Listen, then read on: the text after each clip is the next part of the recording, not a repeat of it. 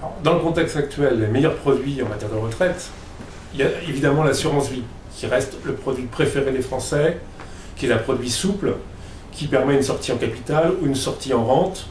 Après 8 ans, c'est faiblement fiscalisé. Et d'autre part, on peut arbitrer entre le fonds euro, garanti en capital, et les unités de compte. C'est pas à négliger, même si aujourd'hui on a plutôt une peur et peu d'appétence pour le risque, mais néanmoins, pour bénéficier de la croissance mondiale, pour bénéficier de la bonne santé d'entreprise, il vaut mieux jouer les unités de compte. Et de ce fait, l'assurance vie reste le produit clé en matière de retraite. Après, il y a d'autres produits très marqués retraite, avec sortie en rente. C'est le plan d'épargne retraite populaire, qui a l'avantage d'avoir une déduction fiscale à l'entrée, ce qui est de plus en plus rare avec la chasse aux niches engagée par les gouvernements depuis maintenant 3-4 ans. En revanche, sortie en rente exclusive, sauf avec une possibilité de sortie en capital à hauteur de 20% et pour les primo-accédants à la résidence principale. Après, il y a le contrat Madelin qui est réservé aux TNS, aux indépendants, avec la même logique que le PERP, sortie en capital. En matière de retraite, il faut également prendre en compte ce que les entreprises offrent.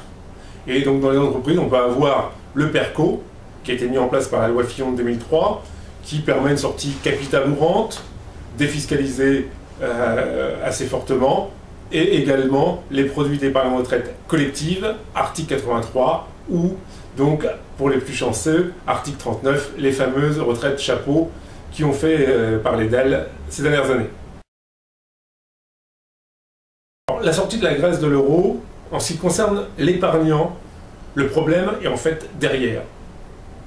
Car les banques, les assureurs, les institutions financières ont déjà passé plus de 70% des obligations qu'elles avaient en stock, en provision, et en fait, 70% ont déjà été effacés. Aujourd'hui, le risque grec, il est porté par les États, donc c'est le contribuable qui sera frappé si demain, il y a banqueroute de la Grèce, et non pas l'épargnant. Donc c'est plutôt une bonne nouvelle pour l'épargnant, c'en est une mauvaise pour le contribuable.